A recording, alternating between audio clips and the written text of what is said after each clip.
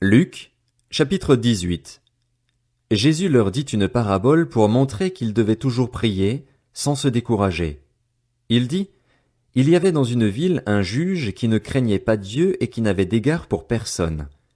Il y avait aussi dans cette ville une veuve qui venait lui dire, rends-moi justice contre ma partie adverse. Pendant longtemps il refusa. Mais ensuite il se dit, même si je ne crains pas Dieu et n'ai d'égard pour personne, puisque cette veuve me fatigue, je vais lui rendre justice afin qu'elle ne vienne pas sans cesse me déranger. Le Seigneur ajouta, écoutez ce que dit le juge injuste. Et Dieu ne fera-t-il pas justice à ceux qu'il a choisis et qui crient à lui jour et nuit? Les fera-t-il attendre? Je vous le dis, il leur fera rapidement justice. Mais, quand le Fils de l'homme viendra, trouvera-t-il la foi sur la terre? Il dit encore cette parabole à l'intention de certaines personnes qui étaient convaincues d'être justes et qui méprisaient les autres. Deux hommes montèrent au temple pour prier. L'un était un pharisien, l'autre un collecteur d'impôts. Le pharisien, debout, faisait cette prière en lui-même. Ô Dieu, je te remercie de ce que je ne suis pas comme les autres hommes, qui sont voleurs, injustes, adultères, ou même comme ce collecteur d'impôts. Je jeûne 2 fois par semaine et je donne la dîme de tous mes revenus.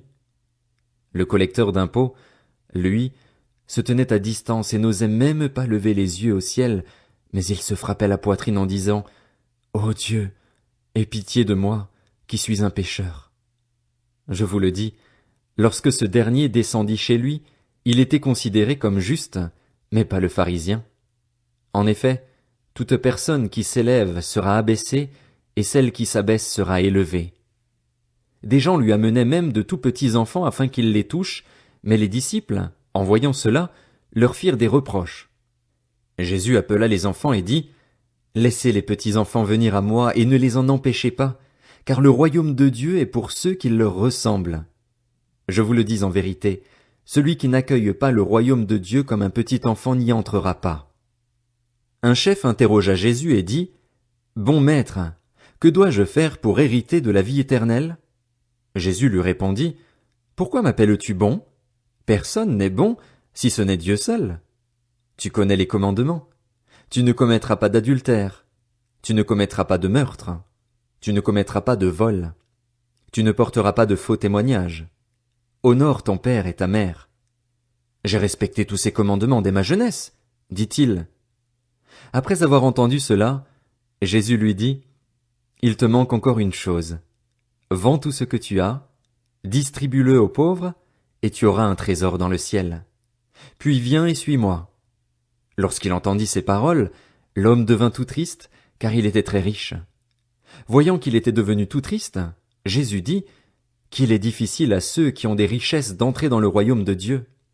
En effet, il est plus facile à un chameau de passer par un trou d'aiguille qu'à un riche d'entrer dans le royaume de Dieu. Ceux qui l'écoutaient dirent, Qui donc peut être sauvé? Jésus répondit, Ce qui est impossible aux hommes est possible à Dieu. Pierre dit alors, Voici, nous avons tout quitté et nous t'avons suivi. Jésus leur dit, Je vous le dis en vérité, personne n'aura quitté à cause du royaume de Dieu sa maison ou sa femme, ses frères, ses parents ou ses enfants sans recevoir beaucoup plus dans le temps présent et, dans le monde à venir, la vie éternelle. Jésus prit les 12 avec lui et leur dit, Nous montons à Jérusalem et tout ce qui a été écrit par les prophètes au sujet du Fils de l'homme va s'accomplir. En effet, il sera livré aux non-juifs, on se moquera de lui, on l'insultera, on crachera sur lui et, après l'avoir fouetté, on le fera mourir. Le 3e jour il ressuscitera. Mais les disciples ne comprirent rien à cela.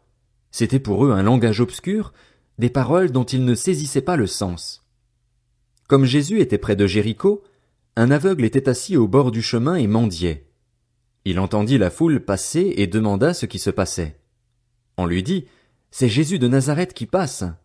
Alors il cria, Jésus, fils de David, aie pitié de moi.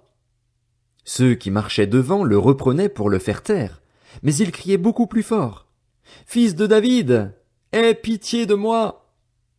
Jésus s'arrêta et ordonna qu'on le lui amène. Quand il fut près de lui, il lui demanda, Que veux-tu que je fasse pour toi? Il répondit, Seigneur, que je retrouve la vue. Jésus lui dit, retrouve la vue, ta foi t'a sauvé. Il retrouva immédiatement la vue et suivit Jésus en célébrant la gloire de Dieu. Voyant cela, tout le peuple se mit à adresser des louanges à Dieu.